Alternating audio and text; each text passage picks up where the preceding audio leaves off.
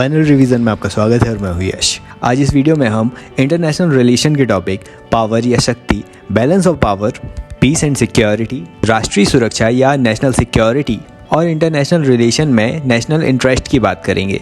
इन सारे टॉपिक्स को कवर किया जाएगा। चलिए वीडियो स्टार्ट करते हैं। सबसे पहले बात करते हैं इंटरनेशनल रिलेशन में पावर या शक्ति के बारे में। तो शक्ति क्या होती है, अलग अलग विचारकों ने इसके बारे में अलग अलग बातें कही थी। जैसे मार्गेन थाउ जो एक यथार्थवादी विचारक हैं, उन्होंने बताया था कि शक्ति का मतलब दूसरे व्यक्तियों के मन और क्रियाओं पर अन्य व्यक्ति का नियंत्रण होना है। मार्गेन थाउ ने अंतर्राष्ट्रीय राजनीति को शक्ति के लिए संघर्ष कहा है जो शाश्वत है। मतलब वो कहते हैं कि प्रत्येक राष्ट्र राज्य ज़्यादा से ज़्यादा शक्ति को अर्जित करने का प्रयास करते हैं क्योंकि इसी शक्ति के द्वारा राष्ट्रीय हितों की पूर्ति होती है। मार्गेन थाउ का कहना है कि इंटरनेशनल रिलेशन में नैतिकता, विधि, आर्थिक कारकों की बजाय शक्ति और राज्य की स्वायत्तता पर बल देना चाहिए। और ऐसी ही बात हमारे कौटिल्य तथा थ्यूडाइड्स ने भी की थी। फिर स्वाजनबर्गर का भी मानना है कि शक्ति व्यक्ति या राष्ट्र की वह क्षमता है जो दूसरों से उसकी इच्छा के विरुद्ध कार्य करा सके। सिंपल लैंग्वेज में कहें कि एक राज्य दूसरे राज्य के विदेश नीति, दूसरे राज्य के व्यवहार को किस तरह से प्रभावित करता है, इसमें वह अपने बल का प्रयोग कर सकता है। जोड़ तोड़, अनुनय, विनय के द्वारा किसी भी साधन के प्रयोग से अपने कार्यों को करवाता है, तो वही शक्ति है। जैसे शीत युद्ध के काल में अमेरिकी विदेश नीति ने मार्शल प्लान के माध्यम से डॉलर डिप्लोमेसी को अपनाया था और नाटो जैसा सैन्य संगठन बनाया। क्लाउज़विट्ज़ कहता है कि शक्ति युद्धों में व्यक्त होती है जिसमें शत्रुओं को समाप्त करने का प्रयास किया जाता है। मिशेल हार्वर्ड कहते हैं कि राज्य राजनीतिक शक्ति के प्रदर्शन के लिए तथा अपनी राष्ट्रीय हितों के संरक्षण के लिए शक्ति का प्रयोग करता है। क्विंसी राइट ने अपनी बुक लिखी थी हिस्ट्री ऑफ पेलोपोनेशियन वॉर। इसमें उन्होंने बताया कि जो शक्ति का सिद्धांत है वो क्षमता को अर्जित करने और उसे बढ़ाने का सिद्धांत होता है, मतलब अपनी कैपेसिटी बिल्डिंग करना। आगे अर्गेंस्की कहते हैं कि शक्ति दूसरे राष्ट्रों के आचरण को अपने लक्ष्यों के अनुसार प्रभावित करने की क्षमता है। मतलब जब तक दूसरे राष्ट्रों को अपने द्वारा प्रभावित नहीं कर लेता कोई राष्ट्र, तब तक वह शक्तिशाली नहीं कहा जाता। तो ये तो विभिन्न विचारक थे। अब यहाँ पर E.H. कार आते हैं जिन्होंने शक्तियों को 3 श्रेणियों में बांटा। पहला है सैन्य शक्ति, दूसरा आर्थिक शक्ति और तीसरा जनमत को प्रभावित करने वाली शक्ति। ये कहते हैं कि शक्ति की संकल्पना सापेक्षिक है। सापेक्षिक मतलब कंपेयर किया जाता है ना कि अमेरिका, चीन, रूस, फ्रांस, जापान जैसे देशों से ज़्यादा शक्तिशाली है तो किन क्षेत्रों में होगा वो, तो सैन्य रूप से या आर्थिक रूप से या जनमत को प्रभावित करते हुए होगा। एक चीज़ देखिए कि शक्ति के जो अवयव होते हैं वो 2 प्रकार के होते हैं। मतलब कुछ तथ्यों को प्रभावित करके ही अपना प्रभुत्व स्थापित कर सकता है कोई भी राज्य या कोई भी व्यक्ति। तो इसमें पहला अवयव है मूर्त अथवा ठोस अवयव, जिसमें या तो जनसंख्या, आर्थिक विकास, शासन का स्वरूप या भूभाग को, इन्हें यदि कोई अपने बल से प्रभावित कर ले रहा है तो वो शक्तिशाली है। दूसरा अवयव होता है अमूर्त अथवा वैचारिक अवयव, जिसमें किसी भी व्यक्ति की विचारधारा, किसी भी समाज की विचारधारा, नेतृत्व, उनका मनोबल, नागरिकों का चरित्र, इन सभी चीज़ों को प्रभावित कर ले तो ये भी शक्ति का एक रूप हो जाता है। इन दोनों अवयव में ही सामंजस्य करके कोई राष्ट्र शक्तिशाली कहलाता है। अब इसके अवयवों को डिटेल में देखें तो सबसे पहले आता है जनसंख्या या पॉपुलेशन।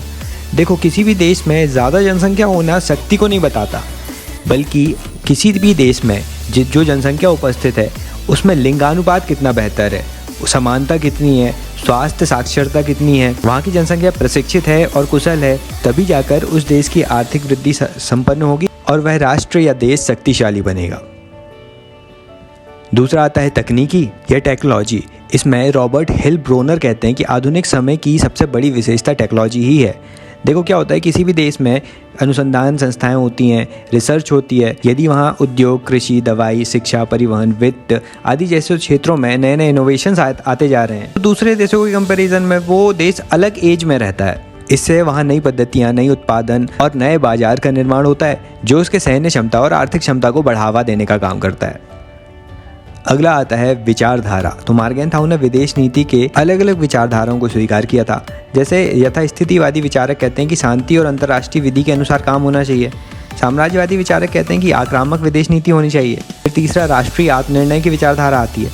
मतलब अलग अलग विचारधाराओं के अनुसार अलग अलग रूप से देश शक्तिशाली बनते हैं। जैसे अमेरिका ने लोकतंत्र, मानवाधिकार और शांति की विचारधाराओं को अपनाकर राष्ट्रीय हितों को शक्तिशाली रूप से पूर्ण करने का प्रयास किया है। तीसरा अवयव आता है मनोबल। तो किसी भी देश में एक अच्छा नेतृत्व होता है ना, तो वो लोगों का मनोबल बढ़ाता है, लोगों को प्रोत्साहित करता है कि वे अपने व्यक्तित्व, गरिमा को बनाए रखें, उनमें उत्साह बढ़ता है, उन्हें विश्वास दिलाता है, उन्हें अपने राष्ट्र के ऊपर साहस और एकता का भाव सुदृढ़ करता है। इससे क्या होता है कि मनुष्य उत्साहित होकर एकजुट होते हैं और अपने राष्ट्र के लिए समर्पण के लिए भी तैयार हो जाते हैं। इससे वे अपने आपसी मतभेद भुला देते हैं। और इसमें कहा गया है कि इससे एक राष्ट्र के चरित्र का निर्माण हो जाता है। अब अलग अलग देशों में पामर और पार्किंस ने अलग अलग चरित्र होने की बात कही है। जैसे चीनी लोग सार्वभौमिक अपरिवर्तनशीलता पर विश्वास करते हैं, जर्मन लोग उनकी कुशलता और अनुशासन पर विश्वास करते हैं, रशियंस का उनके अटूट जुझारूपन पर विश्वास है, साउथ अमेरिका के लोगों में धार्मिक भावनाओं पर विश्वास है, अमेरिका और कैनेडियाई व्यक्तियों में उनके खोजकर्ता और संसाधन की पूर्णता का स्वरूप होना उनका चरित्र है। पार्किंस के अनुसार इंग्लैंड वासियों का राष्ट्रीय चरित्र कॉमन सेंस है। हाँ, लेकिन कुछ ही लोगों के चरित्र को पूरे राष्ट्र का चरित्र नहीं माना जा सकता। फिर मार्गेनथाउ ने भी अपनी एक रचना लिखी थी इसके लिए, politics among nations the struggle for power and peace 1948। अगला अवयव आता है नेतृत्व। देखो, किसी भी राष्ट्र में लीडरशिप नहीं होगी तो एक तो वो राज्य बन ही नहीं सकता, टेक्नोलॉजी का वहाँ विकास नहीं हो सकता, ना ही मनोबल लाया जा सकता है लोगों में, ना ही देश का विकास होगा। तो अंतर्राष्ट्रीय राजनीति में यदि शांति का दौर चल रहा है तो वहाँ कूटनीति के क्षेत्र में नेतृत्व होना चाहिए, और यदि युद्ध का दौर चल रहा है तो वहाँ पर लीडरशिप भी बहुत अच्छी होनी चाहिए, तभी देश चल पाता है। जोसेफ नाई ने इसके लिए सॉफ्ट पावर नाम के शब्द का यूज़ किया था। वो कहता है कि नेतृत्व के थ्रू विचारधारा, संस्कृति, अंतर्राष्ट्रीय संस्थाओं में सामंजस्य बढ़ाया जा सकता है। फिर हार्ड पावर कहते हैं कि सैन्य शक्ति, आर्थिक शक्ति और तकनीकी शक्ति में भी नेतृत्व बहुत ज़रूरी होता है।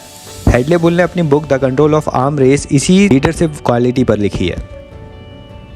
अगला तत्व आता है संप्रभुता या सोवेरेनिटी। तो किसी भी भौगोलिक क्षेत्र या जनसमूह पर सत्ता या प्रभुत्व के नियंत्रण पर अनन्य अधिकार को संप्रभुता कहते हैं। मतलब खुद के राष्ट्र पर कितना कंट्रोल है वहाँ की सरकार का, कोई और राष्ट्र उसे प्रभावित तो नहीं कर रहा, यही संप्रभुता है।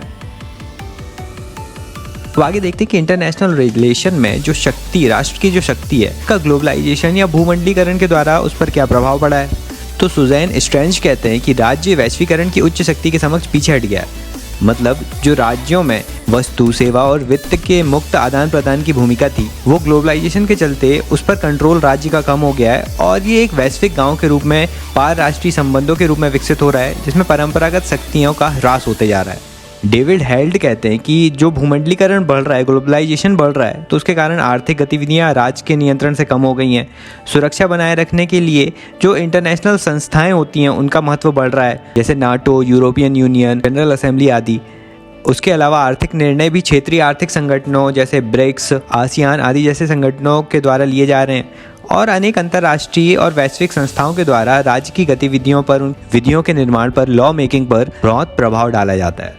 मतलब राज्य जो भी काम कर रहा है अब उस पर भूमंडलीकरण का प्रभाव बहुत ज़्यादा पड़ने लगा है। लेकिन आगे यथार्थवादी जो विचारक हैं वो कहते हैं कि पूरी तरह से प्रभाव नहीं पड़ा है। हाँ, मानते हैं कि भूमंडलीकरण बहुत रूप में प्रभावित कर रहा है राज्य को, लेकिन राज्य किसी भी अंतर्राष्ट्रीय संस्था में यदि शामिल होते हैं तो वो अपने हितों को देखकर ही शामिल होते हैं कि उनमें शामिल होकर हमारे कौन से हित की पूर्ति हो रही है। और ये भी है कि उस अंतर्राष्ट्रीय संस्था से अपने मन मुताबिक वह वापस भी हो सकते हैं, उसकी सदस्यता छोड़ भी सकते हैं। इसलिए राज्य का महत्व कभी भी कम नहीं हो सकता, उसकी शक्ति का महत्व कम नहीं हो सकता। तो जहाँ राज्य शक्तिशाली है, आत्मनिर्भर है, वो आधारभूत संरचनाओं का विकास कर रहा है, तो वहीं भूमंडलीकरण से जुड़कर वो अपने लाभों को भी प्राप्त करता है। तो ये दोनों ही विचार एक दूसरे के पूरक दिखते हैं। इसे सुजैन स्ट्रेंच ने नव मध्यकालीन राज्य की संज्ञा दी है, जिससे ग्लोबलाइजेशन के साथ साथ शक्ति संतुलन का भी काम चल रहा है। अब अगले टॉपिक में हम बात करेंगे बैलेंस ऑफ पावर या शक्ति संतुलन के बारे में। देखो, शक्ति संतुलन की धारणा 18वीं-19वीं शताब्दी की है। इसमें कहा गया था कि शक्ति जो है वो राजनीतिक, नैतिक और अंतर्राष्ट्रीय विधि से नियंत्रित नहीं होती, बल्कि राष्ट्रीय हितों और शक्ति से संचालित होती है। उस समय ब्रिटेन, फ्रांस, रूस, ऑस्ट्रिया, हंगरी आदि जैसे देश अपने मध्य शक्ति का संतुलन बनाए हुए थे। इसलिए 18वीं-19वीं सदी को शक्ति के संतुलन का स्वर्णिम युग कहा जाता है। यहाँ शक्ति की साम्य अवस्था मौजूद थी। देखो, उस समय क्या था कि शक्ति संतुलन में शक्ति को अति प्रबलता के रूप में देखा जाता था। तो उस समय ब्रिटेन जो था वो शक्ति संतुलनकारी के रूप में काम कर रहा था, अंतर्राष्ट्रीय शांति और व्यवस्था बनाए रखने में उसकी भूमिका थी। लेकिन इस संतुलन को भंग किया फ्रांस ने, जिसने राजनीतिक प्रणाली में अमूलचूल परिवर्तन करने का प्रयास किया। फ्रांस ने व्यक्ति के अधिकारों और स्वतंत्रता को प्राथमिकता से उठाया। लेकिन अब सेकेंड वर्ल्ड वॉर के बाद क्या हुआ कि जो अमेरिका है वो संतुलक बन गया। अभी हाल ही के समय में राष्ट्र राज्य नहीं बल्कि बहुराष्ट्रीय कंपनियां, क्षेत्रीय आर्थिक संगठन तथा विश्व व्यापार शक्ति के कुछ उभरते नए सेंटर्स हैं। अब देखो, कुछ विचारक मानते हैं कि वर्तमान में अमेरिका का एक ध्रुवीय शक्ति संतुलन कायम है। कुछ मानते हैं कि विश्व बहुध्रुवीय है जिसमें अमेरिका का प्रभाव अधिक है, और कुछ विश्व को नॉन पोलर विश्व की संज्ञा देते हैं। आगे जानते हैं शक्ति संतुलन में संयुक्त राष्ट्र संघ। सेकेंड वर्ल्ड वॉर के बाद अंतर्राष्ट्रीय राजनीति में शांति और सुरक्षा बनाए रखने के लिए, राष्ट्र राज्यों के मध्य मित्रतापूर्वक संबंध बनाए रखने के लिए और राज्यों के मध्य सामाजिक, सांस्कृतिक, आर्थिक और मानवीय सहयोग की वृद्धि करने के लिए और मानवाधिकारों की रक्षा के लिए संयुक्त राष्ट्र संघ का निर्माण किया गया। ये सामूहिक सुरक्षा की बात करता है। सामूहिक सुरक्षा मतलब एक राज्य पर आक्रमण संपूर्ण विश्व पर आक्रमण माना जाएगा। मतलब राज्यों की सुरक्षा का दायित्व यूएनओ का था।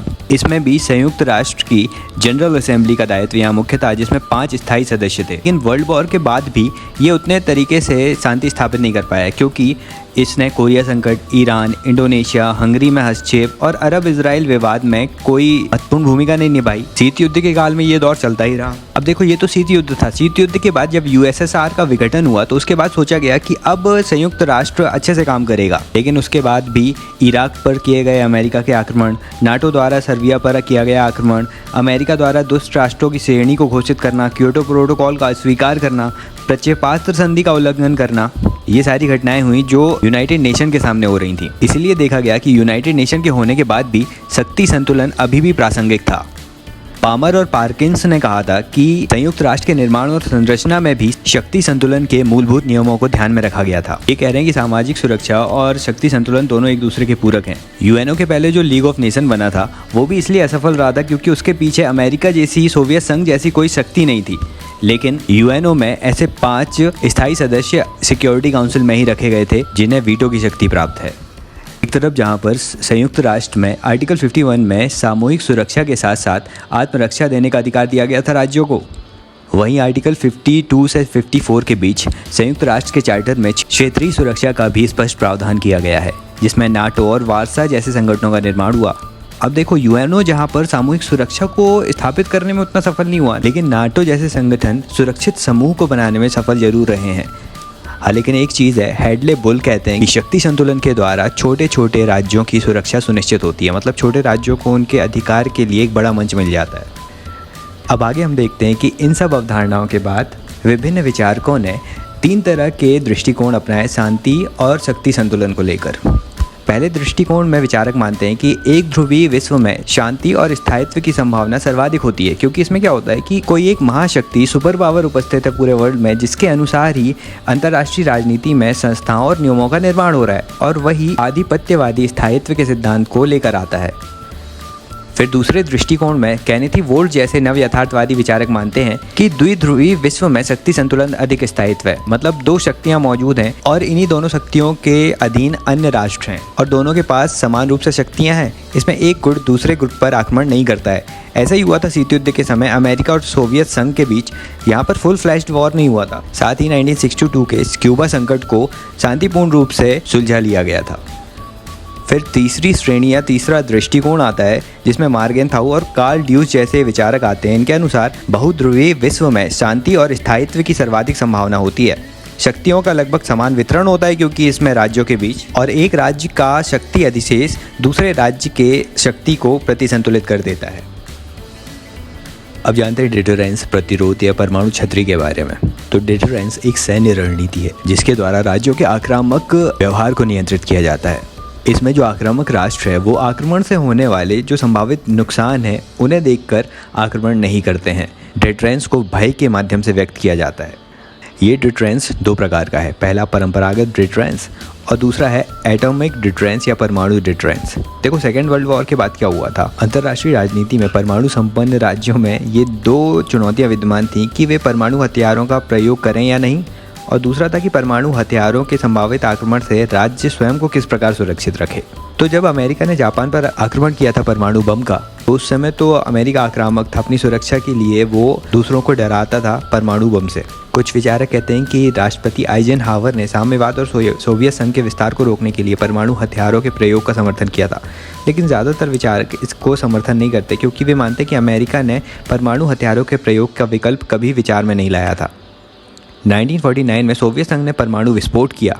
उसके बाद अमेरिका को भी समझ आ गया था कि इनके पास भी परमाणु बम है, तो अमेरिका ने शांतिपूर्ण सहअस्तित्व का नारा दिया। इससे हमें लगता है कि जिनके पास भी परमाणु शक्ति है उनके मध्य संघर्ष संभव नहीं है। फिर साथ ही सोवियत संघ ने 1957 में स्पुतनिक मिसाइल का परीक्षण किया। ये समझ आ गया कि अमेरिका के बहुत बड़े हिस्से में यूएसएसआर उस पर हमला कर सकता है, हमले करने के लिए सक्षम है।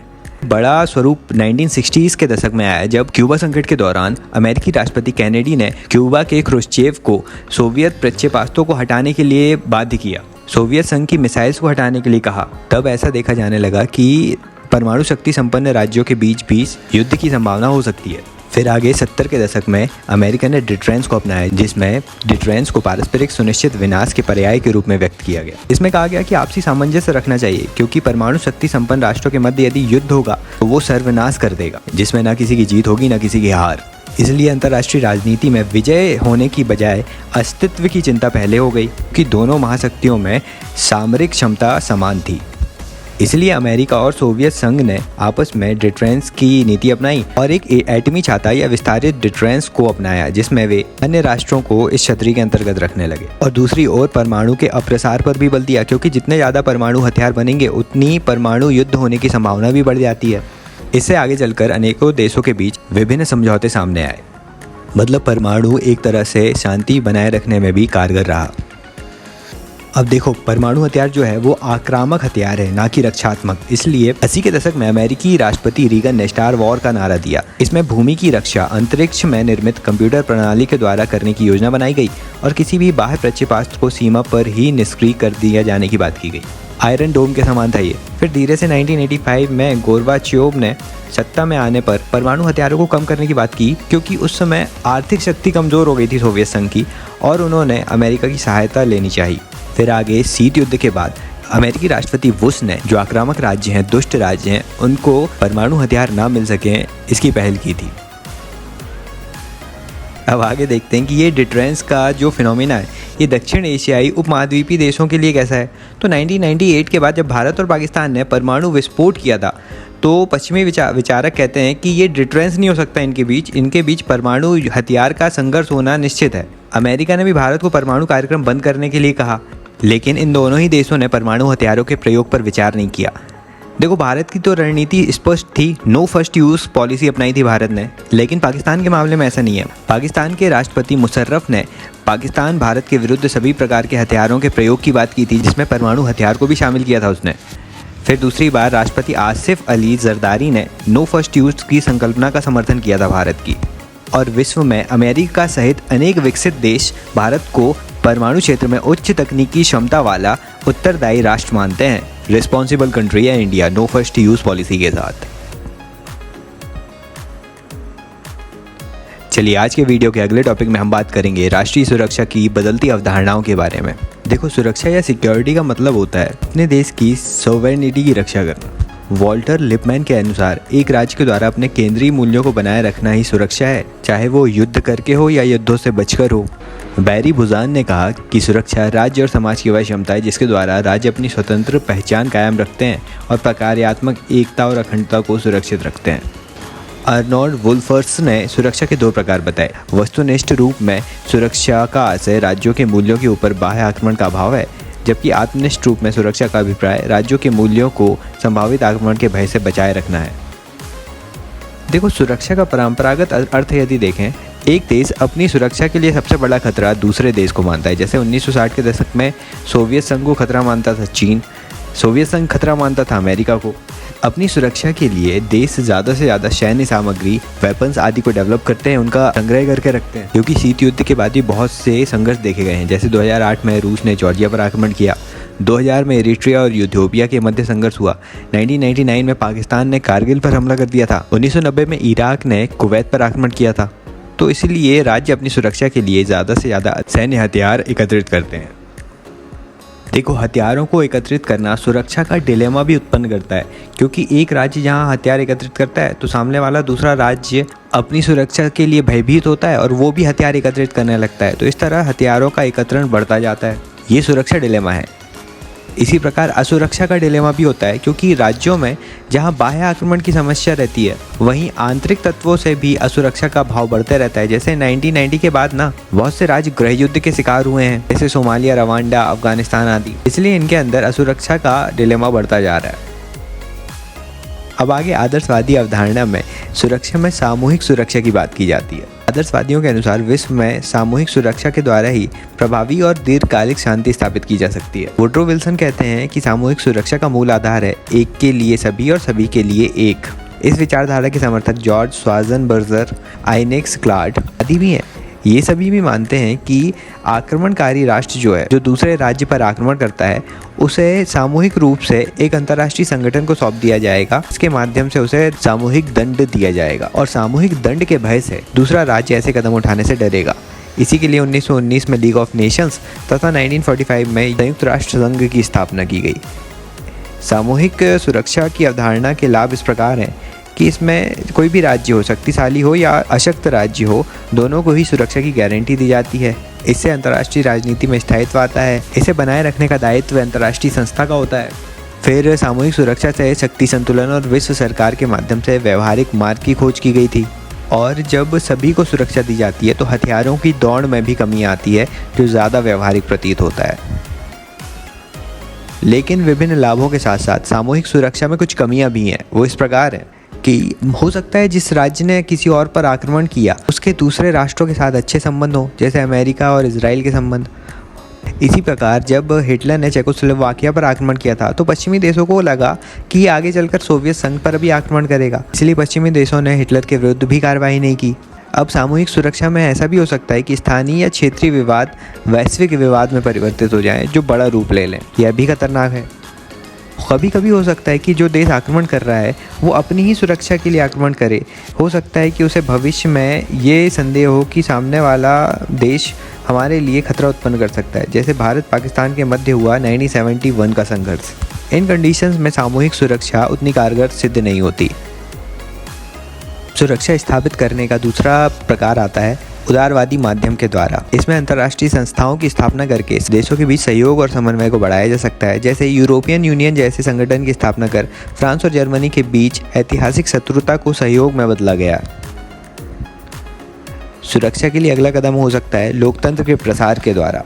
लोकतांत्रिक शांति का सिद्धांत माइकल डॉल ने दिया। इन्होंने कहा कि लोकतांत्रिक राज्यों के मध्य अभी तक एक भी युद्ध नहीं हुआ है। विश्व में लोकतंत्र के प्रसार के द्वारा युद्ध को सीमित किया जा सकता है, क्योंकि लोकतांत्रिक राज्यों के मध्य संघर्षों का समाधान शांतिपूर्वक होता है।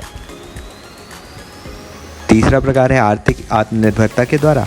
तो विश्व में व्यापार में लेन देन और आर्थिक आत्मनिर्भरता के परिणाम स्वरूप शांति को स्थापित किया जा सकता है, जिसे कोहेन ने जटिल आत्मनिर्भरता के रूप में परिभाषित किया है। आगे देखते हैं कि सुरक्षा स्थापित करने के लिए यथार्थवादी मान्यताएं क्या है। ये शक्ति संतुलन को बनाए रखने की बात करते हैं। ये कहते हैं कि पूरे विश्व में अराजकता व्याप्त है, इसलिए देशों को अपनी सुरक्षा खुद करनी चाहिए। लेकिन अब बैरी बुजान कहते हैं कि विश्व को परिपक्व अराजकता की संज्ञा दी जानी चाहिए, क्योंकि राष्ट्रीय सुरक्षा परस्पर आत्मनिर्भर है और सैन्य सुरक्षा की बजाय परिपक्व सुरक्षा ज़्यादा महत्वपूर्ण है। चार्ल्स ग्लेसर कहते हैं कि कुछ इस प्रकार की चीज़ें करके परिपक्व सुरक्षा लाई जा सकती है। सहयोग के विचार से साथ साथ कार्य करके विशिष्ट लाभों को प्राप्त करके, लाभ में भी समानता का लाभ होना चाहिए, एक समान लाभ मिलना चाहिए सभी देशों को, और धोखेबाजी की संकल्पना नहीं होनी चाहिए। अब आगे सुरक्षा और महिलाएं या नारीवाद के बारे में जानते हैं, सिक्योरिटी एंड फेमिनिज्म। इसको पहले भी देख चुके हैं हम कि नारीवादी कहते हैं कि ये जो युद्धों का कारण है, जितने भी समस्याएं हैं, उनका कारण पितृसत्तात्मक व्यवस्था है। युद्ध होते हैं लेकिन उसका हर्जाना महिलाओं को भुगतना पड़ता है। इसलिए सुरक्षा का अभिप्राय होना चाहिए कि युद्ध के दौरान महिलाओं के बलात्कार से सुरक्षा, घरेलू सुरक्षा, महिलाओं और बच्चों को सुरक्षा, महिलाओं के लिए बेहतर शिक्षा, स्वास्थ्य और पोषण की सुविधाएं उपलब्ध कराना, ये सारी चीज़ें। नारीवादी कह रहे हैं कि जब तक महिलाओं को उनकी राजनीतिक, प्रशासनिक और सैन्य व्यवस्था में समान रूप से उन्हें योगदान नहीं दिया जाएगा, उन्हें सहभागिता नहीं दी जाएगी, तब तक सुरक्षा और शक्ति में विकास नहीं हो सकता। महिलाओं की सहभागिता से राष्ट्र की क्षमता में वृद्धि होगी, वे ज़्यादा शक्तिशाली बनेंगे। इसलिए अभी महिला सशक्तिकरण, महिलाओं का विकास आदि पर प्रभावी बल दिया जा रहा है, जिससे पर्यावरणीय समस्याएं, जनसंख्या नियंत्रण और अन्य समस्याओं पर भी उनके सामाजिक हल निकालने पर महिलाओं की भूमिका केंद्रित है। नारीवादी विचारक जे.एन. टिकनर कहते हैं कि मॉर्गनथाउ ने जो 6 सिद्धांत दिए हैं यथार्थवाद में, वो सही नहीं है कि मानव का स्वभाव मूल रूप से ही अच्छा है। संघर्ष का मूल कारण पुरुषों का स्वभाव है, महिलाओं का नहीं। अंतर्राष्ट्रीय राजनीति में इसीलिए नैतिकता को बढ़ावा दिया जाना चाहिए। जे.एन. टिकनर की बुक्स हैं gender in international relation 1992, Morgenthau's principle of political realism 1947।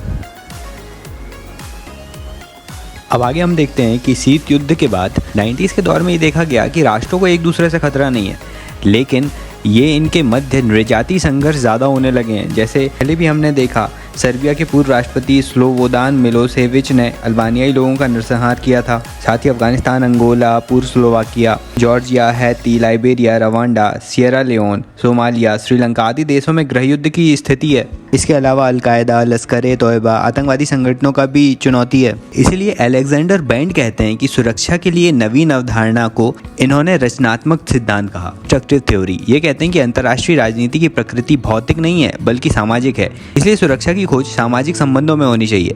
सामाजिक संरचना के द्वारा सामाजिक सहयोग को बढ़ावा दिया जाना चाहिए। जब लोगों में सामाजिक सहयोग बढ़ेगा तो शांति अपने आप आ जाएगी। सुरक्षा की और व्यापक चुनौतियों में आर्थिक और वित्तीय स्थायित्व होना चाहिए। दूसरा, ऊर्जा की सुरक्षा या एनर्जी की सुरक्षा आती है। तीसरा, पर्यावरणीय सुरक्षा आते हैं। पर्यावरणीय सुरक्षा अभी बहुत इंपॉर्टेंट हो गया है। देखो, एनवायरमेंटल सिक्योरिटी में रॉचेल कार्सन ने सबसे पहले इस क्षेत्र में बुक लिखी थी, साइलेंट स्प्रिंग 1962 में।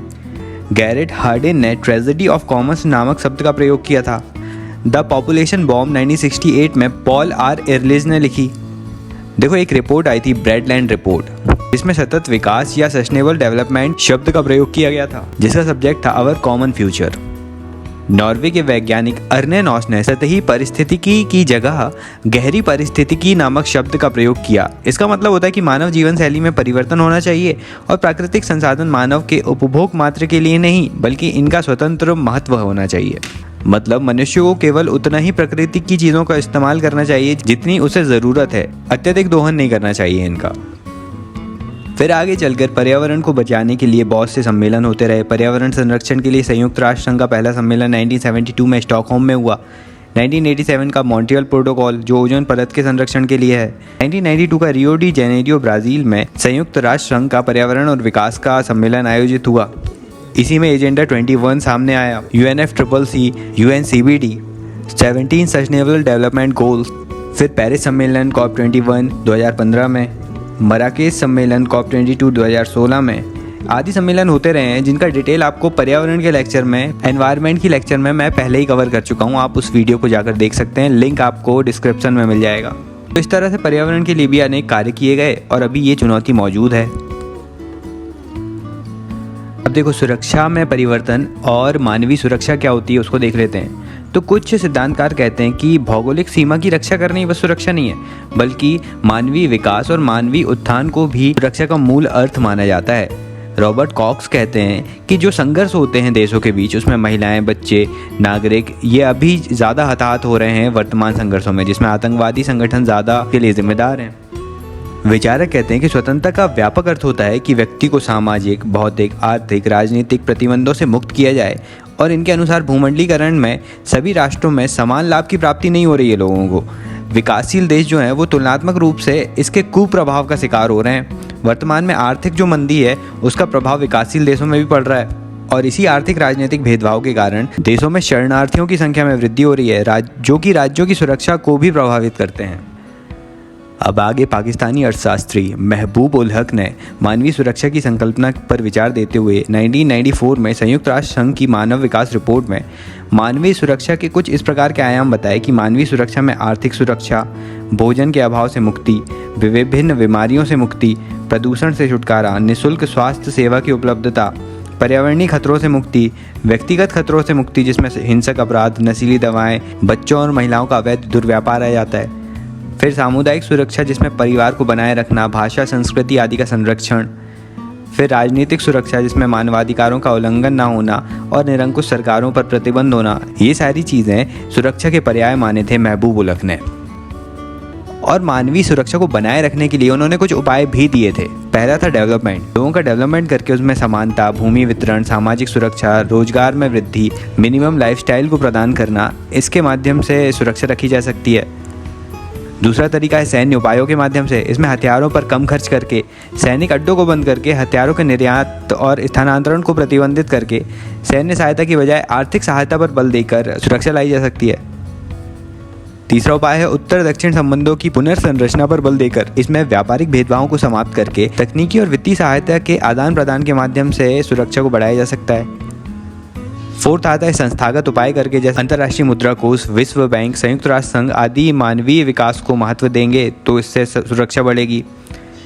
फिर फिफ्थ उपाय है कि वैश्विक नागरिक समाज का निर्माण करके, इसमें अधिनायकवादी शासन प्रणाली की बजाय लोकतांत्रिक शासन प्रणाली को बढ़ावा देना चाहिए और आम लोगों के मध्य परस्पर आदान प्रदान में वृद्धि करनी चाहिए। तो ये कुछ 5 उपाय बताए थे सुरक्षा को बढ़ाने के लिए महबूब उलग ने। और आज वर्तमान के युग में साइबर अपराध भी सुरक्षा के लिए एक बड़ी चुनौती बनता जा रहा है। इस मामले पर भी विचार किया जाना चाहिए। तो इस तरह से पुराने ज़माने से लेकर अभी आधुनिक काल में सुरक्षा के मायने इन रूपों में बदल चुके हैं। इंटरनेशनल रिलेशन में अब आखिरी टॉपिक राष्ट्रीय हित की बात कर लेते हैं। चार्ल्स लेर्चे और अब्दुल सईद ने कहा था कि ऐसे सामान्य दीर्घकालिक सतत उद्देश्य जिसे कोई भी राज्य या सरकार प्राप्त करना चाहती है राष्ट्रीय हित कहलाते हैं। ये ऐसे मूल्य हैं जिसे राष्ट्र एक दूसरे के संबंध में सुरक्षित रखना चाहते हैं। इसमें स्कॉट बर्चिल की बुक है the national interest in international relations theory और स्टीफन डी किन्नर की बुक है डिसेंडिंग द नेशनल इंटरेस्ट। अब नेशनल इंटरेस्ट के बारे में यथार्थवादी या मार्गेंथाउवादी क्या कहते हैं? तो ये तो सीधे शक्ति को पर्यायवाची मानते हैं राष्ट्रीय हित का। ये कहते हैं कि राष्ट्र को अपनी अस्तित्व की रक्षा करना, उसके भौगोलिक क्षेत्रों की रक्षा, भौतिक, राजनीतिक और सांस्कृतिक पहचान को कायम रखना ही राष्ट्रीय हित है। इसके लिए राजनयिकों को काम करना चाहिए। मार्गेंथाउ कहते हैं कि किसी भी राष्ट्र के हित का निर्धारण उसकी क्षमता के अनुसार होना चाहिए। यथार्थवादी कहते हैं स्वयं को शक्तिशाली बनाओ, अपनी की सुरक्षा के लिए अंतर्राष्ट्रीय संगठनों संस्थाओं का भरोसा नहीं करना चाहिए। आगे राष्ट्रीय हितों को जोसेफ फ्रैंकल 2 रूप में बताते हैं, एक वस्तुनिष्ठ और दूसरे आत्मनिष्ठ। पहला है वस्तुनिष्ठ रूप, इसे प्लेटो के फॉलोअर्स मानते हैं। प्लेटो का कहना है कि शासन एक कला है, अतः हितों का निर्धारण भी विशेषज्ञता का कार्य है जो प्रत्येक व्यक्ति द्वारा संपादित नहीं हो सकता। मतलब एक व्यक्ति के विचारधारा सभी पर थोपी नहीं जा सकती। राष्ट्रीय हित क्या होते हैं, इसके निर्धारण में बुद्धिजीवी वर्ग, संभ्रांत वर्ग की भूमिका होनी चाहिए, सामूहिक मत होना चाहिए इसके लिए। इसलिए हितों के निर्धारण में विचार विमर्श और वाद विवाद को पूर्णतः प्रतिबंधित किया जाता है। दूसरा रूप है आत्मनिष्ठ रूप या अरस्तुवादी। इनके अनुसार हितों के निर्माण में प्रक्रिया पर बल दिया जाता है, मूल तत्व पर नहीं। इसलिए राष्ट्रीय हितों का निर्धारण वाद विवाद एवं परिचर्चा के आधार पर होता है, जिससे विभिन्न समूह अपने विरोधी मांगों को व्यक्त कर सकें। ये तरीका लोकतांत्रिक राज्य अपनाते हैं जहां परस्पर विचार विमर्श द्वारा निर्णय लिए जाते हैं। तो राष्ट्रीय हितों के ये 2 रूप थे, प्लेटोवादी और अरस्तुवादी या वस्तुवादी और आत्मनिष्ठवादी। देखो राष्ट्रीय हित ग्लोबलाइजेशन के चलते अब धीरे धीरे कम होते जा रहे हैं। ये आर्थिक हितों में चेंज होते जा रहे हैं। अर्थव्यवस्था के विकास में देश अभी ज़्यादा ध्यान दे रहे हैं और इसे प्रभावित करने वाले आतंकवाद, पर्यावरणीय समस्याएं, दूसरी और समस्याओं पर ज़्यादा ध्यान दिया जा रहा है राष्ट्रों या वैश्विक राज्यों के द्वारा।